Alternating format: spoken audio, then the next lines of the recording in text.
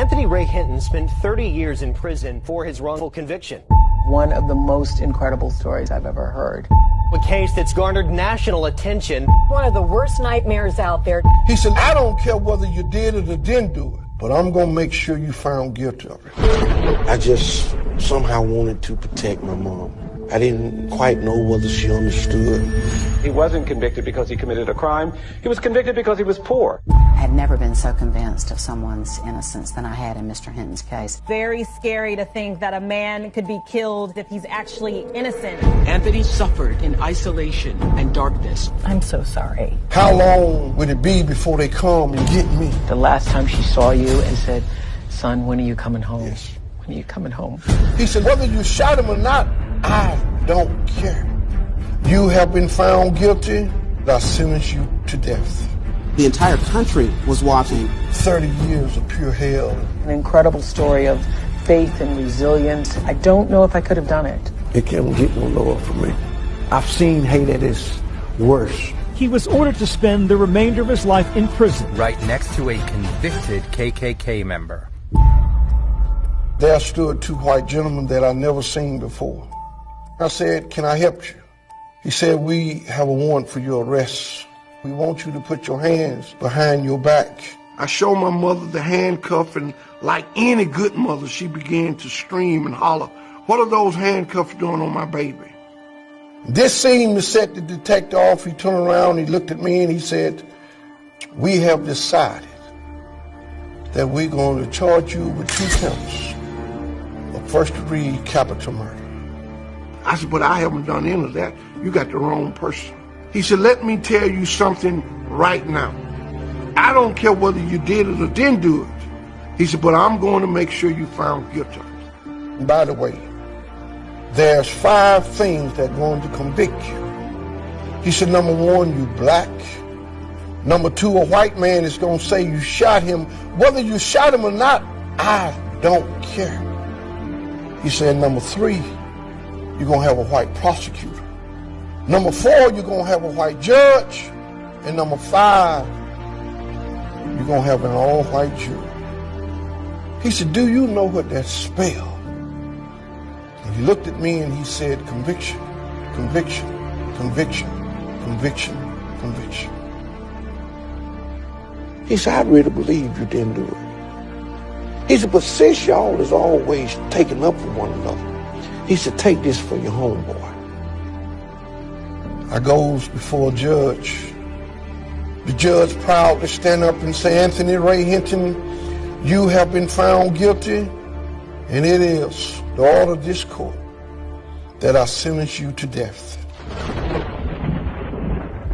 I really lost sight for a few seconds. I was just totally in shock. I just somehow wanted to protect my mom. I didn't quite know whether she understood. I didn't want the world to believe that my mom had raised a son that was capable of taking another human being's life. And so I asked God to let the truth come out. The last time she saw you and every time she heard your voice, she said, son, when are you coming home? Yes. When are you coming home? She would ask me that, and I lied to her every time she asked me. Mama, they're working on it, or they just gonna take some time. And I was transported to death row. I did not say a word to another human being for 3 years. Going into the 4th year, I woke up approximately at 1 a.m. to the sound of a grown man crying. A man that I had lived by, should never asked him his name or where he was from.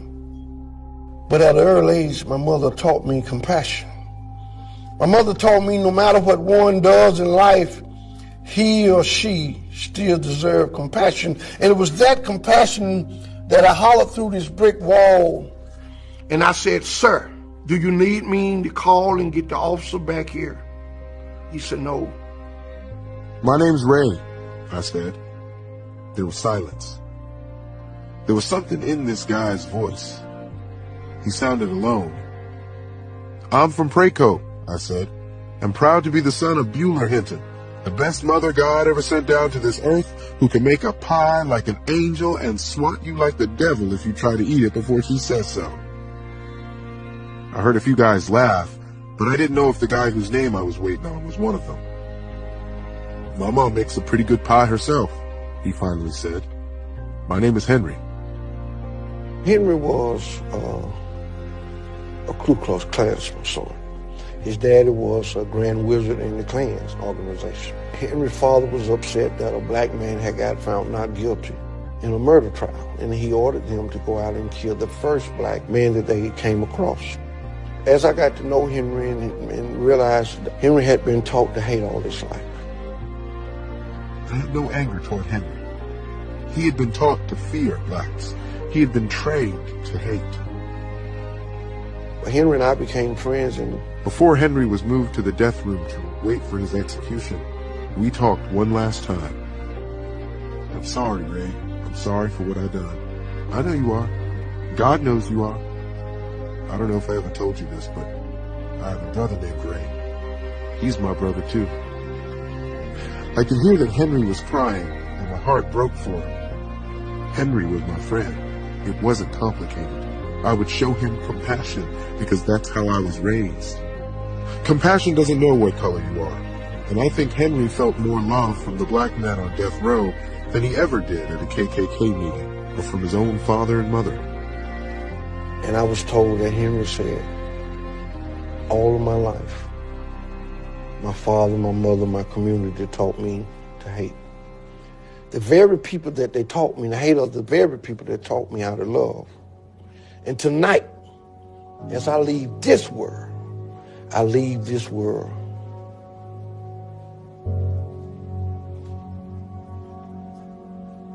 knowing what love feels like. And I often say that if we can teach people to hate, we should be able to teach them to love. I really believe Henry left this world a better man than he came in. In 30 years, I witnessed 54 men walk by my cell only to be executed. And I kept saying, how long can I survive this madness? How long will it be before they come and get me? The night I found out that my mom had died, I really didn't give a damn whether I lived. And that night, as I tried to sleep, it was as though my mom came in the cell and stayed in my ear all night long. And I could hear her saying, I did not bring you up to be a quitter. And early that morning, I called Mr. Stevenson and I said, Mr. Stevenson, I want you to give the state of Alabama all the hell you can give them. Stevenson and the Equal Justice Initiative spent 16 years working on Mr. Hinton's case. Mr. Hinton should have never been convicted. He wasn't convicted because he committed a crime. He was convicted because he was poor and didn't have the resources to prove his innocence. It's the United States Supreme Court that finally intervened. The result was a new trial, the break Hinton had been waiting for. The state of Alabama dropped the case after a new look at the evidence could not match the bullets to the gun, and Hinton was released. Thank you, Jesus. Thank you, Lord. It took Mr. Stevenson 16 long years to finally win my freedom. Would you believe this is the first time I've been in the rain in 30 years? It was wonderful. I mean, I could just stayed in the rain that whole day if I could have. And everybody kept saying, get out of the rain, you get sick. I said, I haven't had rain on my body for 30 years. My mom, I still love her. And although she's not here, she will always be in here. There's not a day that go by, not a night that I don't take her photo and kiss her and say goodnight, Mom. My mother had worked all her life to have a home built. And when I came home, I wanted to fix this old house up. And it has a connection with me and her. And I did it in her memory. Just because someone do you wrong, it don't make it right that you go do them wrong. I can dwell on the negative and never grow. So I choose to embrace the good. I don't sense any bitterness. Why is that? Bitterness kills the soul. I cannot hate. I've seen hate at its worst. What would it profit me to hate? Therefore taught me that either you love or you hate. Therefore taught me you either help or you harm. Therefore taught me no matter where we are, we still can love and we still can help one another. If we can teach people to hate, we should be able to teach them to love.